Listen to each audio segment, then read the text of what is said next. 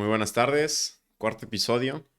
Hoy es un episodio especial, pues hoy tenemos a un psicoanalista totalmente, el licenciado Camilo Ramírez. Eh, ¿Cómo está? ¿Está, ¿Está listo para esta entrevista? Espero que le guste porque yo estoy bastante emocionado. Primero que nada, me gustaría preguntarle si nos puede dar un poco de su introducción, su educación, sus temas de interés y algunos de sus proyectos que ha realizado y que está haciendo hoy en día. Muy bien, Jorge. Primeramente, muchas gracias a usted por la invitación, a su público, a la gente que lo escucha, que lo sigue. Un saludo a todos ustedes y muchas gracias por interesarse por la invitación y por interesarse por el trabajo que estoy haciendo. Yo soy psicólogo de formación, tengo estudios en psicología, en filosofía, en teología un poco, es como el background. También por ahí hice estudios en diseño gráfico, este, previamente a la incursión en la psicología, y posteriormente cursé estudios de maestría y especialidad en psicoterapia, psicoanalíticamente orientada, que le llaman en la Universidad Autónoma de Nuevo León. Y después cursé un doctorado en artes y humanidades, estudios culturales, crítica de la cultura, comunicación, filosofía, etcétera. Y me interesó mucho el área del cine, entonces digamos que mi formación es un poco así variada. Me formé como psicoanalista, me interesa el psicoanálisis y no solo el psicoanálisis que, digamos, la gente ubica un psicoanalista en un consultorio, sino lo que a mí me interesa es acercar el psicoanálisis a la ciudad, a la cultura, articular y vincular el psicoanálisis en el campo de la educación, en las empresas, asociaciones no gubernamentales, gobierno, deportes, en fin, cómo utilizar el psicoanálisis para apoyar las labores de las clínicas, los hospitales, las empresas, las escuelas, ahí donde hay un ser humano, hay subjetividad y hay los malestares propiamente del humano. Y el psicoanálisis tiene mucho que aportar. Esto que estoy diciendo definitivamente no es entendido y no es seguido por muchas personas. Más adelante podemos hablar de cómo se ha transmitido, cómo se ha, cómo decir, enseñado el psicoanálisis en nuestro país y principalmente en nuestra ciudad, que es un caso muy interesante, y el por qué hay otras, digamos, corrientes, otros apartados psicológicos con, ¿cómo decirlo?, como con más rating, Claro, pudiéramos decir. Entonces, el psicoanálisis está ahí donde hay un ser humano, donde hay amor, donde hay odio, donde hay dificultades. Este, lo que se entiende a veces no es eso, hay muchos excesos o entendimientos inadecuados. Entonces, qué bueno que tenemos la oportunidad de aclarar esas cosas en este espacio, ¿no? claro. Y bueno, no sé si mencionó, pero entonces usted no tiene ningún tipo de práctica clínica como consultorio. ¿O sí Sí, lo nosotros tiene? desarrollamos una práctica clínica en un Ujú. consultorio, Ok, es decir, atendemos a pacientes en nuestro consultorio, personas que están sufriendo, digamos, en el formato que usualmente conocemos.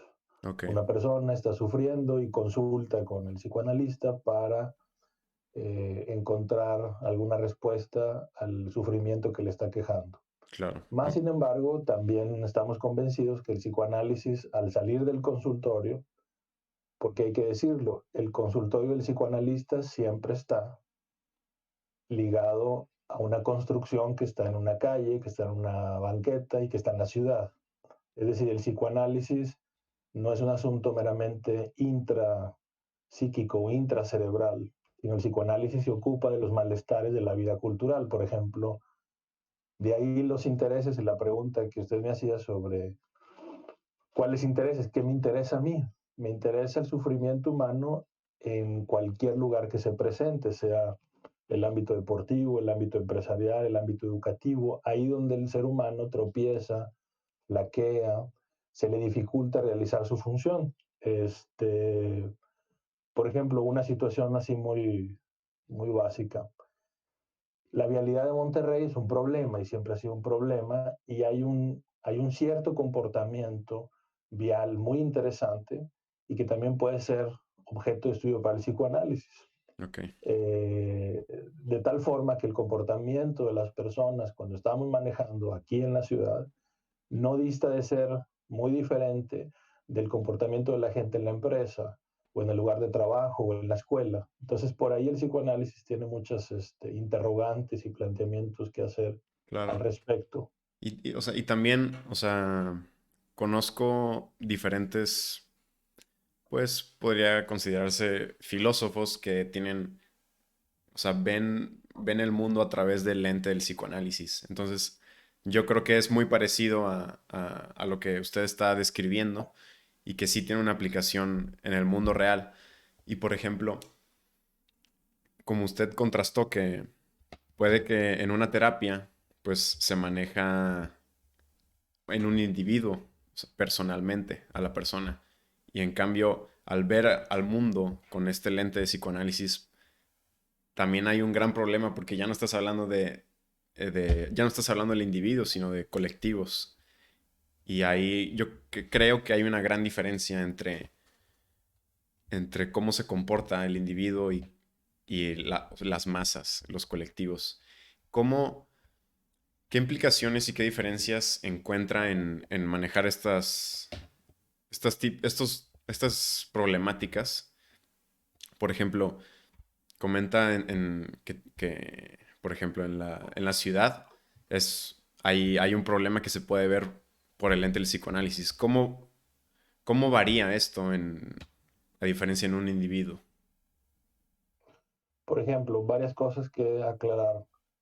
Cuando nosotros hablamos, cuando yo hablo de hacer una aplicación o una investigación psicoanalítica de un fenómeno social, yo no me estoy refiriendo a lo que usted mencionaba de una teoría filosófica con la cual ve el mundo. En ese sentido, nosotros tomaríamos el psicoanálisis como si fuera un conjunto de teorías. Ok, El psicoanálisis Freud mismo lo define en tres aspectos. Es un método de investigación del inconsciente, es una técnica psicoterapéutica y es un conjunto de teorías que se han derivado de la aplicación del método. Pero lo más importante del psicoanálisis, pudiéramos decir, más allá de las teorías, es su clínica.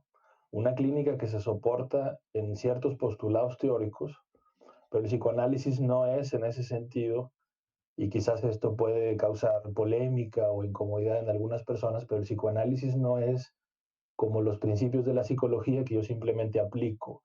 Y esto significa esto desde el psicoanálisis, y esto significa esto desde la Gestalt, y esto significa esto del cognitivo-conductual. ok, No es un sistema donde están todas las respuestas interpretativas, como decir, bueno, la vialidad se puede entender desde estas teorías psicoanalíticas. No es en ese sentido que yo lo utilizo, sino como un método de reformulación de preguntas. En ese sentido estaría más cercano a lo que, por ejemplo, también se comparte en los métodos de la sociología o de la filosofía, que no consiste necesariamente en dar una respuesta estilo médica. Tú tienes esto, tienes que hacer esto y esa es la curación.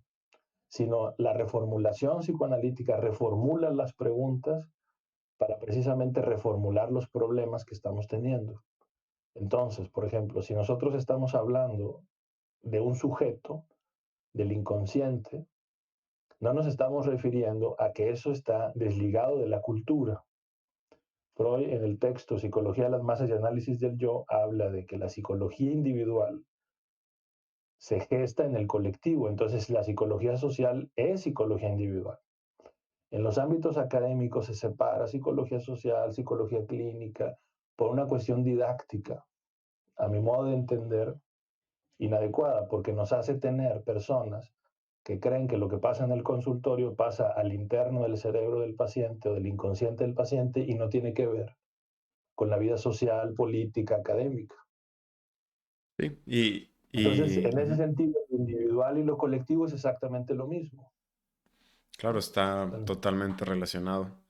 Un- Sí. Uno, uno lleva a la otra, uno lleva a lo otro y bueno, el individuo también es capaz de modificar su entorno.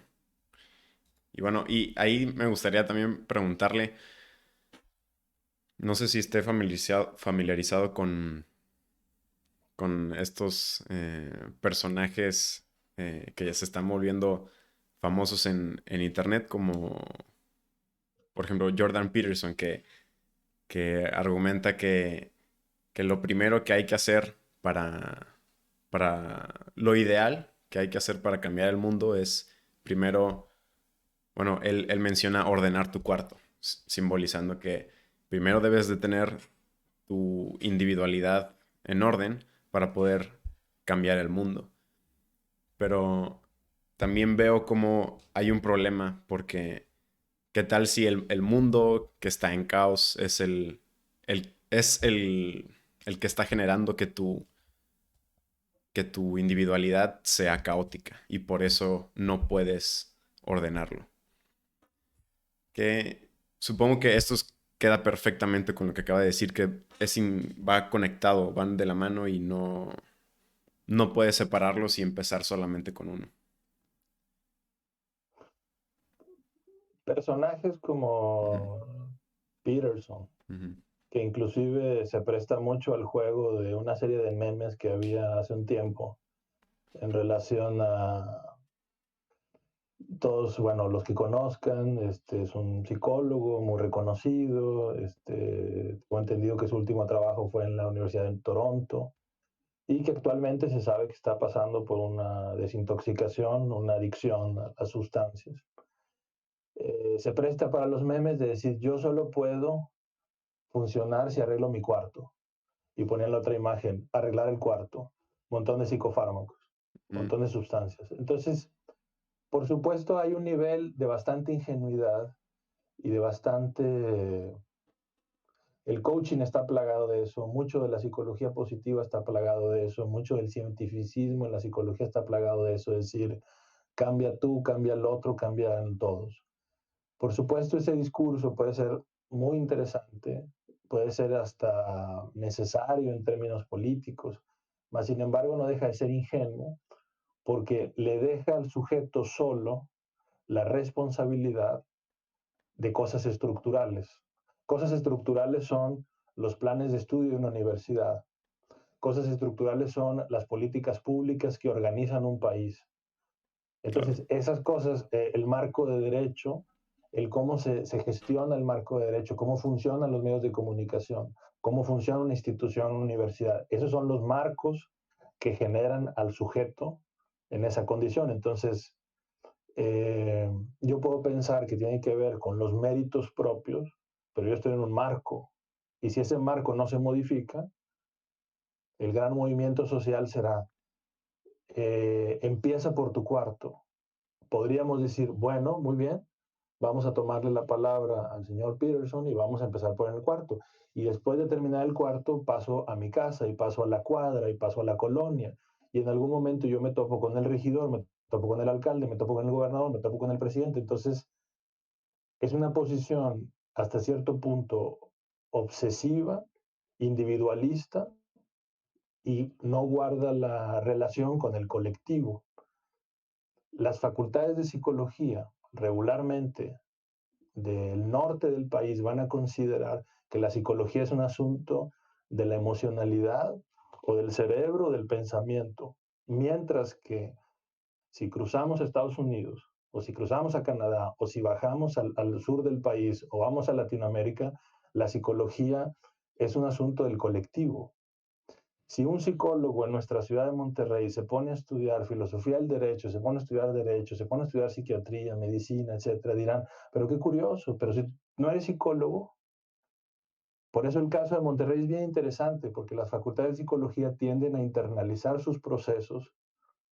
Mi hipótesis al respecto es que la verdad es algo que sigue siendo difícil de procesar en nuestra ciudad, en nuestras instituciones. Es más fácil tener abordajes ingenuos, que promueven la sensibilidad de las personas, que no se meten nada con las instituciones, no se meten nada con las condiciones laborales, no se meten nada en las condiciones sociales, que ahí se teje la subjetividad, porque Sí, la subjetividad es un tejido familiar que viene de un contexto social. Entonces, si usted se fija en alguna facultad de psicología, se empieza a hablar así y rápidamente a las personas, sobre todo en Monterrey, es izquierda, como si una mujer en cualquier universidad privada o pública de nuestra localidad empieza a hablar de sus derechos, dirán, ah, es feminista. Si se fija, entonces en este asunto de volver hacia el interno del consultorio y de la mente y el cerebro, un proceso que también es social. sí, Entonces a mí me interesa mucho pensar los malestares, por ejemplo, el déficit de atención, la depresión, el aumento de los suicidios, el aumento de las violaciones en adolescentes, que quedan sin procesamiento, no solo psicológico, sino judicial. Es decir, todos estos malestares de la cultura que tiene que ver la subjetividad y los marcos y los sistemas educativos y las formas de relación en las familias. Porque si eso no se ve, solo lo individualizamos y decimos, eso es asunto de que no arreglaste sí. arregla tu cuarto, échale ganas, ponte a estudiar, ponte las pilas, pon toda la carne en el asador. Vamos, Sí. raza, así se puede. Entonces, ese Mentalidad tipo de de cosas, tiburón. De, si no te despiertas a claro, las 3 de la mañana a trabajar, no, no va a cambiar el mundo. pero arregla tu cuarto Sí. antes. Y sí, digo, aunque sí tenga, digo, por algo es famoso, porque obviamente va a tener un poco de verdad que sí existe la responsabilidad, pero no es solo de una cara, ¿no? Todo es interconectado. Y sí, sí veo cómo estos temas pueden, bueno, son tan famosos porque, como usted dijo, están atacando como ciertas ideologías y emociones que Están, las personas ya tienen. Y yo no diría atacando, diría más bien, están revelando verdades. sí, sí, O están, sea, por ejemplo, en muchas empresas donde los sujetos están estresados por las condiciones laborales, en lugar de ligar el estrés y el burnout, una condición laboral, mindfulness, ejercicios de yoga laboral. Pues sí, compadre, pero tu situación de estrés tiene que ver con tu líder, tiene que ver con tu equipo, tiene que ver con el directivo, con el CEO. No es un asunto intrapsíquico. claro.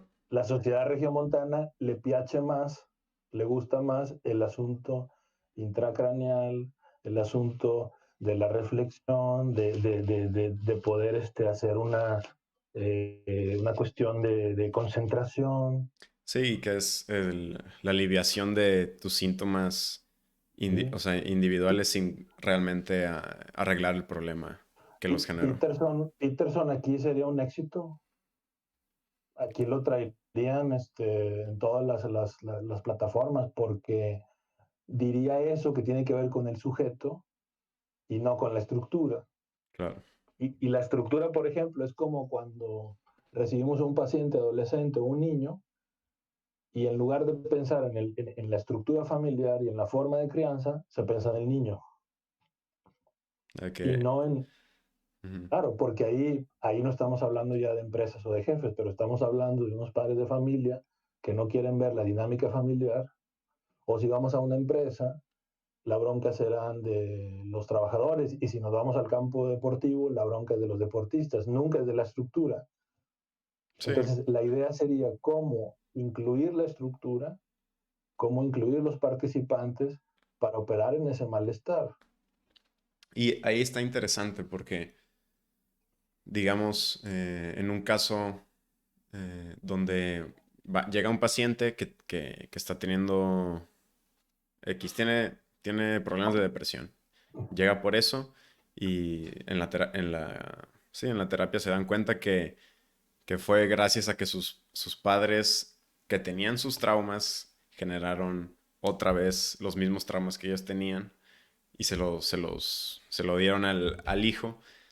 pero ¿cómo entonces el hijo puede escapar, liberarse del problema de sus padres si los padres no están teniendo atención psicológica, ningún tipo de ayuda sobre los traumas que siguen haciéndole a su hijo? Ahí cómo usted manejaría la situación, donde un niño está en constante sufrimiento, donde los padres no quieren ayuda propia. Cuando yo digo que la estructura participa de los malestares del sujeto, no estoy diciendo que entonces uno diga, el problema no soy yo, el problema es mi jefe, no, el problema no soy yo, son mis papás, el problema no soy yo, son mis maestros, sino es la posibilidad de ver la interacción y cómo surge un tipo de cultura, de subjetividad, de psique.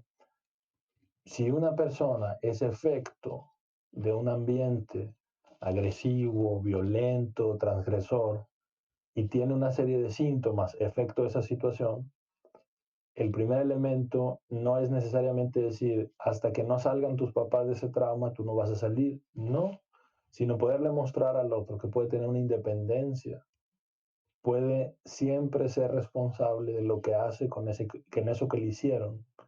Es decir, que si en el pasado yo fui víctima o fui recibiendo una serie de enseñanzas, de tratos, en algún punto yo puedo salir avante haciendo un movimiento genuino, singular, es decir, diferenciándome de esa familia, de sus padres, inclusive sin entrar vaya, a veces hay rupturas y esa ruptura es necesaria, pero a veces el sujeto simplemente tiene una distancia, subjetivamente hablando, aunque pueda estar viviendo en las mismas cuatro paredes.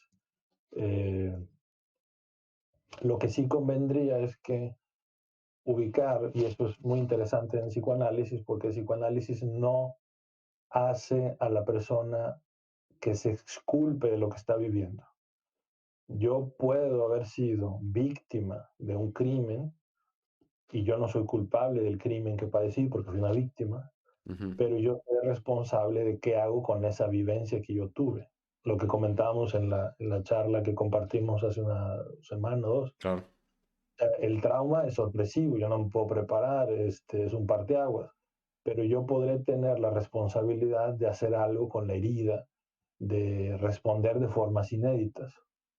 ¿Sí? Entonces, hacia eso es a lo que apunta el psicoanálisis, que el sujeto tome en sus manos su existencia y pueda operar en diferentes situaciones, independientemente de cómo esté la estructura institucional, social, política.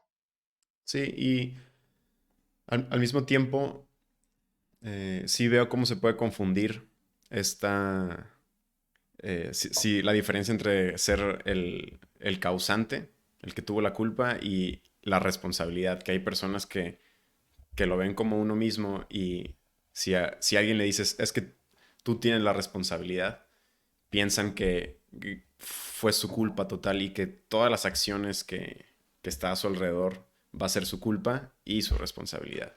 Y es muy importante diferenciarlos Sí. porque es, como mencionaste, es completamente diferente.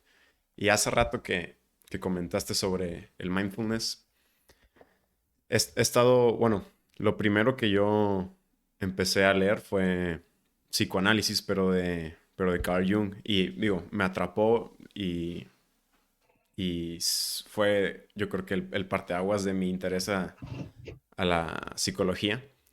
Pero luego después empecé a leer sobre pues, no, estas terapias pues, más modernas, cognitivo-conductuales, terapia de exposición, eh, de aceptación y compromiso. Quería saber su opinión sobre estas terapias y quería saber cómo ve a otros psicólogos que ven, que usan estas terapias. ¿Cómo los visualiza en este entorno psicoanalítico? Pues los veo con los ojos. No, pues son colegas, vaya, son representantes de otro tipo de abordajes.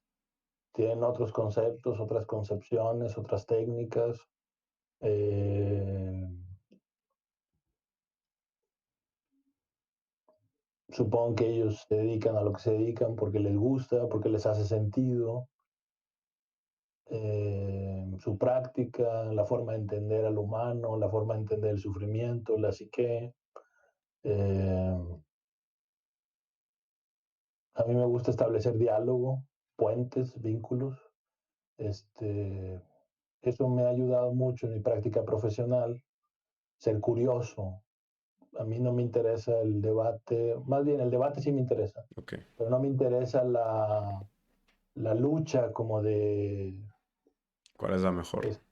por ejemplo, muchos de mis maestros son psicólogos y psicoanalistas, y Ujú, muchos de ellos se analizaron con psiquiatras, con la segunda o tercera generación de psiquiatras y psicoanalistas que se habían formado yendo a seminarios a México. Entonces, muchos de ellos o eran de inspiración de izquierda, políticamente hablando, ujú. o se apegaban a los psiquiatras, psicoanalistas del establishment, de la Asociación Psicoanalítica Internacional, las unidades de psiquiatría, etcétera. Entonces, regularmente hay ciertas pugnas de no saber trabajar.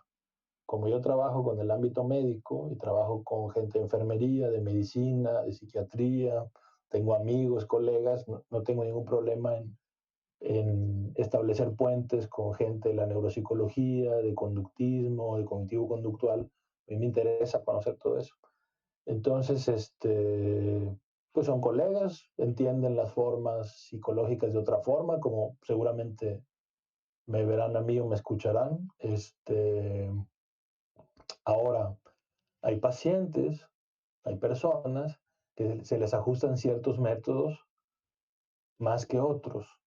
Sí. Ahorita que yo mencionaba el mindfulness, quizás alguien que nos está viendo o escuchando pueda decir, pero ¿cómo es posible? Si a mí eso me cambió la vida, yo estoy haciendo esto así, yo estoy haciendo eso allá, me sirvió, como fue el caso de un exalumno mío que me dijo, no, no, es genial. Que Pues qué incluso, bien, ajá, que incluso a yo las... no, sí, sí, Sí, o adelante. sea, que incluso he leído varios estudios donde el mindfulness es más efectivo en mujeres por alguna razón. Es Y interesante. digamos, espacio para la vinculación, ¿no? La interdisciplina, el vínculo con maestros, yo trabajo mucho con maestros, con empresarios, con psicólogos de otras inspiraciones teóricas, técnicas. Entonces, yo pues, me interesa a mí el psicoanálisis, me interesa la obra de Freud, me interesa la obra de psicoanalistas que están trabajando en la vanguardia. Este, Me identifico más o me gustan más las herramientas de un psicoanálisis de orientación lacaniana. Más sin embargo, hay otros postulados teóricos interesantes, uno los busca, los lee, vaya. También como docente, recomiendo siempre a mis alumnos ser curioso, leer, conocer, preguntar, esto que usted mismo hace, ¿no? Entonces, ya en el ámbito clínico, sabemos que hay pacientes que en algún punto llegan con nosotros y no hay una posibilidad, no hay condiciones, sea porque el otro esperaba ciertas condiciones. Recuerdo a alguien que me decía, es que yo necesito que me digan, no lo puedes hacer y yo demostrarle a usted que sí lo puedo hacer. O necesito a alguien que me esté enviando mensajes diciéndome, ánimo, ánimo, ánimo. Pues yo no hago eso. Entonces, o alguien que me decía, ¿por qué no nos podemos ver en un Starbucks y echar una platicada ahí más como cuates? Y pues yo no Sí, hago ¿no? eso. O sea, entonces, bueno, afortunadamente hay una diversidad. El psicoanálisis no es una dictadura, no es una religión, aunque a veces los psicoanalistas hablemos como si fuéramos líderes religiosos, pero no, vaya, es una clínica interesante, es una clínica para no engañarse tanto, es una clínica de lo singular. Para el psicoanálisis, la verdad no es una teoría, no es una tabla, no es un sistema de clasificación de las enfermedades mentales, no es una serie de técnicas. El psicoanálisis se centra en la singularidad del paciente, con lo más singular, lo más íntimo. Entonces, Eso nos lleva a hacer una operación muy respetuosa, muy singular de la vida de una persona. No Claro, es que yo voy a aplicar un conocimiento abstracto, teórico, frío en alguien. No hay recomendaciones. En ese sentido, no le decimos a la gente que arregle su cuarto. claro. Quizás le preguntaríamos, ¿qué es el cuarto para ti? Sí, y he estado, bueno, en este momento estoy leyendo la terapia de esquemas y perfectamente puedo ver cómo, de haber leído primero psicoanálisis y luego empezar con cognitivo-conductual y luego sus ramas, veo como esas mismas ramas regresan al psicoanálisis. Por ejemplo, en la terapia de esquemas, que precisamente se enfocan en, ok, en pacientes cuyos problemas no se solucionaron por terapia cognitivo-conductual, vienen a la terapia de esquemas y se dan cuenta que sus problemas fueron eh, por problemáticas en su infancia, que tuvieron ciertos traumas y formaron un patrón y una manera de ver al mundo. Y la terapia de esquemas se enfoca en eso. Y sin mencionar el psicoanálisis, como si, como si fuera inventado desde cero, como si los psicoanalistas nunca hubieran existido. Y me da risa cómo no. O bueno, yo creo que sí ven la similitud, pero no quieren admitir que se lo están robando. No sé si ha notado eso en estas, incluso en la de aceptación y compromiso que mete mindfulness, pero sí ve al individuo como dentro de estas estructuras. Sí, por ejemplo, ahorita recuerdo muchos casos, pero al menos dos podría decir, este, el año pasado en un evento en Brasil, platicaba con una brasileña que trabaja y vive en Estados Unidos y está estudiando cuestiones de psicoanálisis, así, psicoanálisis de orientación lacaniana, francés, y entonces me decía que sus asesores son médicos psiquiatras norteamericanos, enseñan una serie de postulados psicológicos, pero ellos en secreto van y se analizan. Los analistas, vamos con analistas a hacer un análisis. Yo nunca he conocido a alguien de Gestalt que vaya con Gestalt o un conductista que vaya con un conductista. Creo saber por qué pasa eso, porque en psicoanálisis lo que se revisa es una vida. Es como si, en cierta manera, el psicólogo que está en el laboratorio o el psicólogo que está en la docencia o en la empresa supiera que aplicar técnicas, que aplicar estrategias, que aplicar teorías no es la vida. La vida es otra cosa. Y el psicoanálisis ofrece hasta cierto punto, ojo, también cuando decimos psicoanálisis, el psicoanálisis no existe. Existen los analistas y que trabajan en una clínica y que la entienden de cierta manera. O sea, cuando alguien dice el psicoanálisis, ¿quién es el psicoanálisis? No hay Sí, el psicoanálisis. Es como cuando dicen, les digo a mis alumnos, o sea, cuando decimos el neurótico, el psicoanálisis, no existe él. Como no existe el diabético, existen las personas con una comorbilidad que tienen diabetes tal de tal tipo, que su enfermedad se manifiesta y se evoluciona de cierta manera, pero no existe él. Entonces, esto es interesante porque no es que haya una respuesta última para todo, al contrario, el psicoanálisis es un arte, podríamos decir, es una clínica de lo incompleto, es una clínica que lidia con los impases de la existencia. A mí lo que me da mucho la atención es la vida humana no se entiende desde un punto de vista de equilibrio o de armonía. La vida humana es un caos, pero en ese caos se puede inventar algo. El sufrimiento no es un error de la mente o de la máquina. Los conflictos familiares, amorosos, no es que haya una falla en el aprendizaje o haya una falla en la infancia. Eso es la vida. Entonces, vamos a entrar en contacto con el sufrimiento, con lo más extraño nuestro, con lo inconsciente, sin transformarlo en sufrimiento o en error, sino en punto de creatividad. Entonces, esto es a mí lo que me gusta mucho del psicoanálisis, a diferencia de la medicina, la psiquiatría, la psicología, las técnicas que consideran siempre los síntomas como un error o una falla. Es el mismo punto de vista antropológico de las religiones occidentales. Hay algo que es una falla, una herida, una fractura, un pecado. Y entonces tú en la terapia vas a ir aprendiendo a cómo lidiar con ese error y repararte. El psicoanálisis no tiene esa idea de que en el origen hubo un equilibrio y que se perdió, o que no tenemos un equilibrio y andamos por la vida buscando ese equilibrio. No, equilibrio nunca ha existido entre el hombre y la naturaleza o entre las personas. Entonces, a partir de ese elemento, se puede generar una recepción de la existencia. Singularmente hablando, no es una normalización de la existencia. No es todos vamos a quedar iguales, como en los perfiles de los trabajos, en los perfiles académicos, el perfil del alumno terminado, el perfil del paciente ya curado. En psicoanálisis, al menos de orientación lacaniana, no existe eso del perfil terminal. Existe Jorge, existe Camilo, existe etcétera, etcétera, sin comparación con un ideal. Esto es difícil de entender, ¿eh? Pero podríamos decir que es el corazón mismo que hace el psicoanálisis un gran tesoro. En el punto de vista clínico, cuando uno entiende esto, entonces la recepción es a la singularidad. No es establecer que esta persona tiene un trastorno y se le tiene que quitar el trastorno. O tiene un síntoma y hay que quitárselo porque es una falla en la máquina, es una falla en el cerebro. Sino es un rasgo singular que tiene que ver con una vida. Y la vida no cabe en las tablas o en las teorías o en los manuales.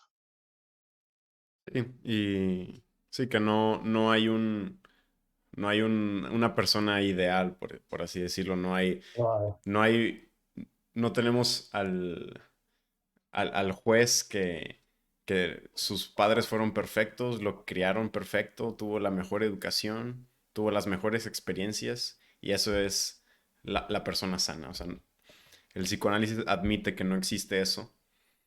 Y yo creo que, o sea, por eso mismo se presta de que, bueno, nunca, o sea, tus efectos de tu pasado, de tus experiencias, pues van a seguir ahí moldeando cómo eres, y de cierta manera, pues nunca vas a cambiar o sea, por completo, y tal vez ni siquiera sea el objetivo de la terapia.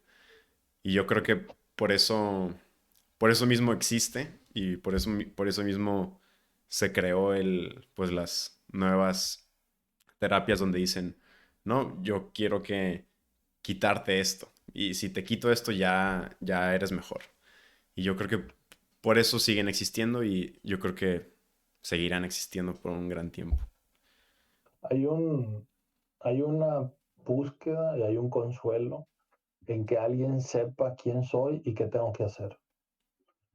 Eh, Cuando el humano renuncia, y eso ya está desde la filosofía, cuando ubicamos nuestra libertad y renunciamos a someternos a que alguien me diga qué tengo que hacer y quién soy, entonces empieza un camino responsable y de toma de decisiones sin seguir un patrón. Pero eh,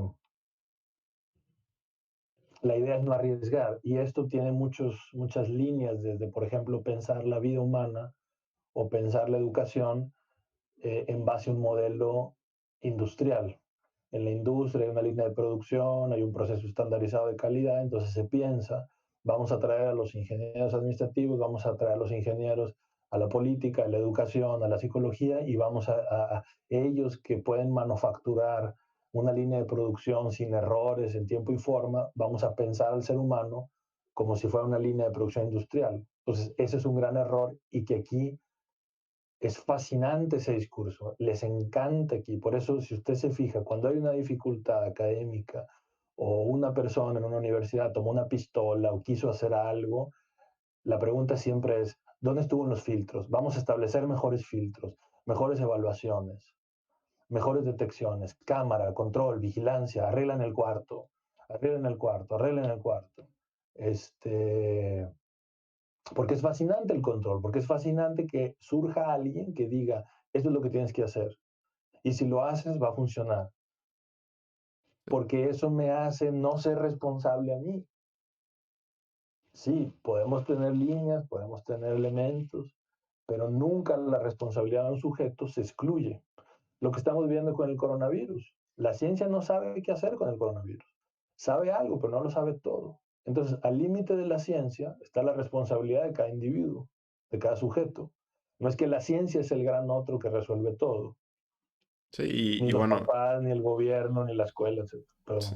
No, no, o sea que incluso como mencionas que buscamos esa persona que nos quite de responsabilidad, yo creo que hasta ahí, hasta creo que se podría decir que hay una cierta transferencia o como identificación de, bueno, él es el Salvador.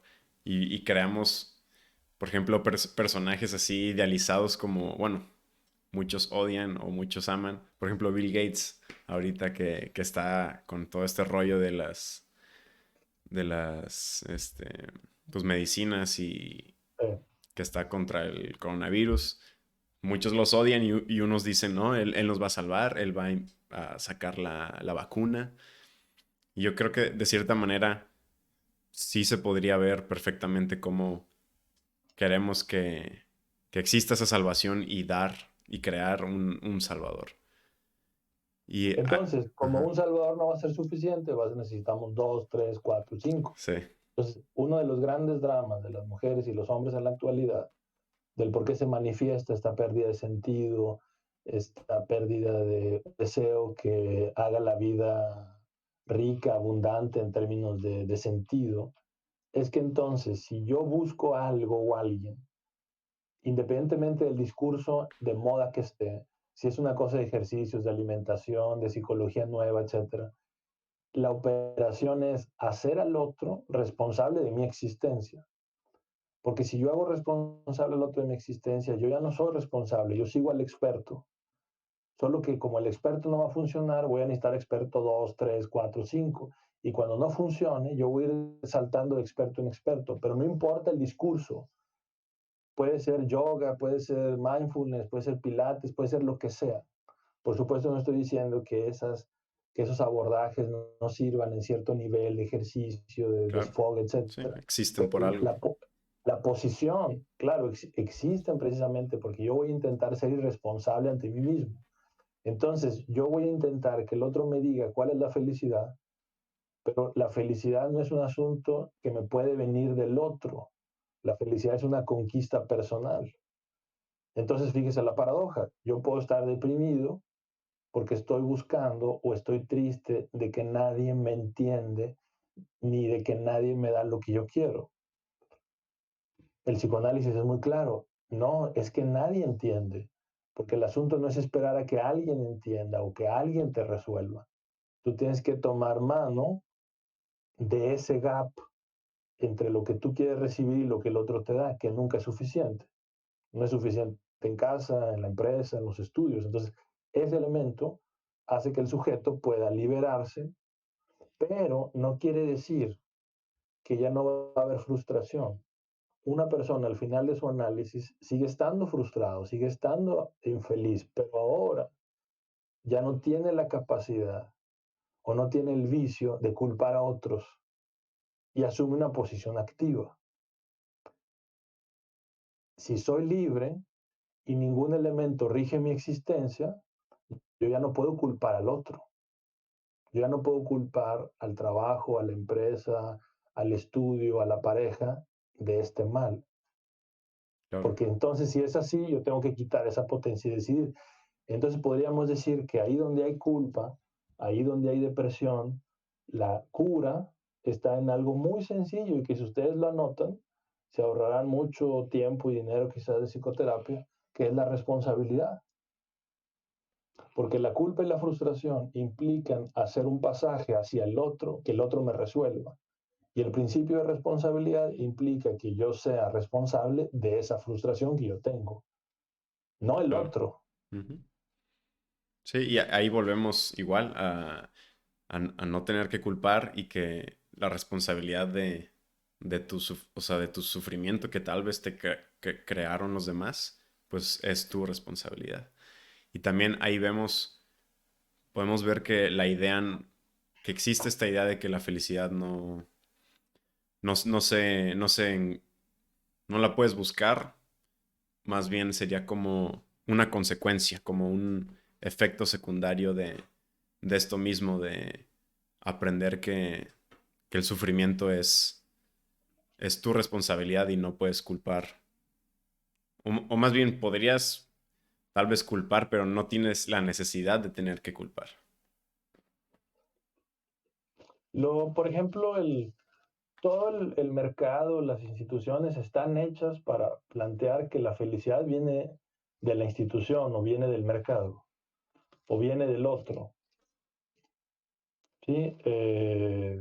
No me parece que sean las tesis del psicoanálisis porque tampoco es un asunto de todo tiene que ver conmigo, como hay una especie de meritocracia que tanto gusta también en la cultura mexicana de tú estás así porque quieres.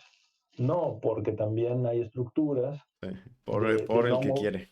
de no movilidad, ¿verdad? Entonces, por ejemplo, el psicoanálisis muestra que el sujeto padece, sufre, pero puede responder de formas creativas, de formas más activas, y no esperar la pasividad y extender la mano al experto.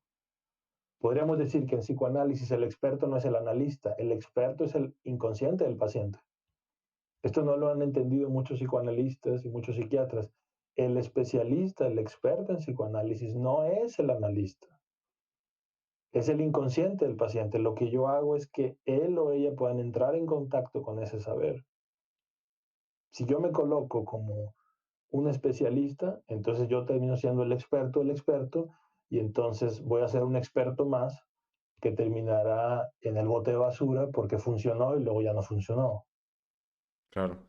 Y ahí es donde supongo que entraría que he leído que la transferencia de paciente a terapeuta, a psicoanalista, es necesaria, pero siempre se tiene que disolver y regresar al paciente para que en vez de tener al terapeuta como el salvador, el que lo ayuda, sino que él mismo, su inconsciente, se convierta en ese mismo salvador. Pues pudiéramos decir que efectivamente hay una transferencia inicial. Freud dice la transferencia es el amor, la transferencia es la confianza.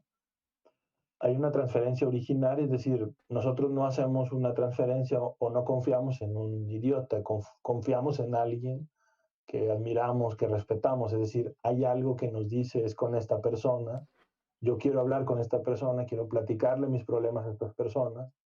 Eh, Puede ser que alguien no conecte con el analista porque se lo recomendó otra persona, porque el que tiene la confianza es otra persona y no la que está consultando, o en las primeras sesiones o en algunas sesiones se desencanta, pero definitivamente eh, el pedido de ayuda es la puerta de entrada.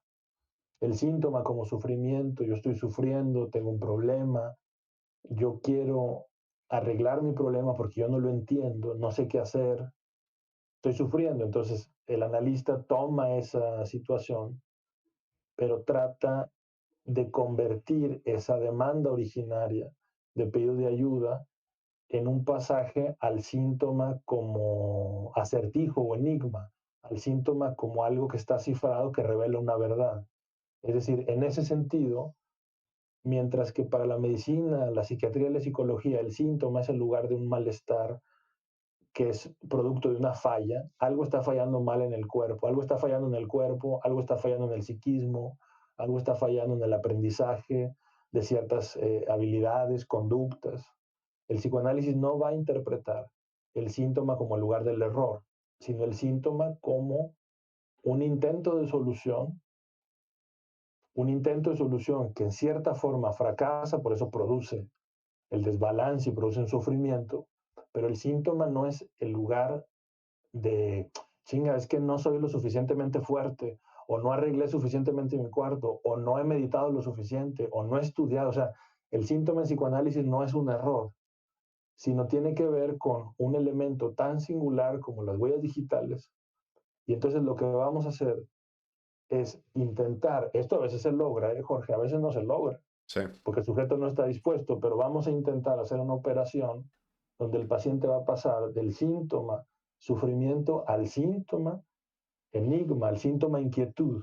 Y ahí entonces la transferencia no es con quiero que me ayuden, sino quiero saber de mí. Muchos sujetos consultan y quieren resolver su problema. No hay ningún crimen en eso. Yo tengo un síntoma, yo estoy enfermo, voy con el doctor, me diagnostica, me da medicina, goodbye. sí, Y se aplica ese mismo modelo en la consultoría en las empresas o se aplica ese mismo modelo en psicología. Yo tengo un problema con mi hijo y quiero que me lo resuelva. Solo que el psicoanálisis muestra que este síntoma no es totalmente azaroso. No llegó quién sabe de dónde, de Marte. Ese síntoma está producido, está gestado, está sostenido en una situación que tiene que ver con la verdad. Y ahí es donde muchas personas dicen, no, yo quiero arreglar mi insomnio. No me digas que mi insomnio tiene que ver con lo que me pasó cuando yo tenía 20 años. A mí arréglame este problema con mi hija. No me digas que la situación de mi hija es porque yo le grito y la golpeo cuando me desespero. O sea, no me hables de la verdad. Entonces, sí, el pasaje a la verdad, a mí solucioname y quítame al... A ver, ¿a quién corro en la empresa? Para que... No, no, lo que pasa es que tú puedes ir, seguir corriendo líderes, pero si tú sigues corriendo líderes y tu problema viene desde el dueño, pues entonces tú sigues corriendo, pero el problema eres tú. sí, Entonces, ese es un punto bien interesante que yo creo que ha hecho que el psicoanálisis tenga mucha apertura en muchos lugares del mundo y a veces en otras latitudes, como es el caso de Monterrey, a veces avanza con un poco de resistencia o mucha. No tendría por qué no ser así porque la verdad siempre es incómoda. claro, Pero más sin embargo, la verdad es algo muy interesante. Entonces, en ese sentido, habría el pasaje de la transferencia imaginaria, la transferencia simbólica, de la confianza en alguien me va a ayudar, a cuando yo me conecto y puedo entender por qué tengo ese problema y no otro. Entonces, claro, esto es bien interesante porque en análisis, no hemos hablado del método de asociación libre, pero el método de asociación libre hace que alguien convierta su propio inconsciente en fuente de conocimiento. sí. Ujú. No es el texto psiquiátrico, psicológico, psicoanalítico el que tiene la respuesta, es mi propio inconsciente. Sí, que Entonces, tú ese es mismo un encuentras elemento, sí, tu sí, sí. solución. Y bueno, ya nos estamos quedando sin tiempo. Me ha gustado bastante, he aprendido un chorro y espero que las personas que estén escuchando también lo hagan. Nada más quería ofrecerte un poco de tiempo por si querías comentarle algo al público, si quieres promocionar algún proyecto que tengas, alguna conferencia. Adelante, unas últimas palabras. Estoy vendiendo pasteles, Eso. no, pues al contrario, yo soy el que te agradezco, Jorge, tu espacio. Este, pues tú me invitas a tu casa, me abres la puerta, a tu casa virtual, a este espacio que tú has ido construyendo. Te felicito. Gracias por invitarme, gracias a los demás por seguirte, por escucharnos y pues siempre es bueno de alguna manera escucharnos, conocer las tesis, los argumentos, trabajar interdisciplinariamente. Próximamente vamos a tener una actividad, tengo entendido mañana. Ahorita, bueno, entiendo que estamos grabando esto. Sí, me Entonces puedes mandar vamos a hacer, la actividad es el día 19. Ahorita te la mando por WhatsApp. Es una actividad libre, es una conferencia que precisamente va a hablar sobre un elemento interesante en nuestra cultura, sobre algo que llamó Freud, los que fracasan cuando triunfan. Ok, Porque hay sujetos que de pronto cuando triunfan les angustia su triunfo y fracaso, ¿no? Entonces, vamos a hablar de eso mañana ok, en la noche. muy bien. Y pues muchas gracias y un saludo a todos. Muchas gracias. Espero se repita. Órale, Vale, adiós. gracias. Hasta luego.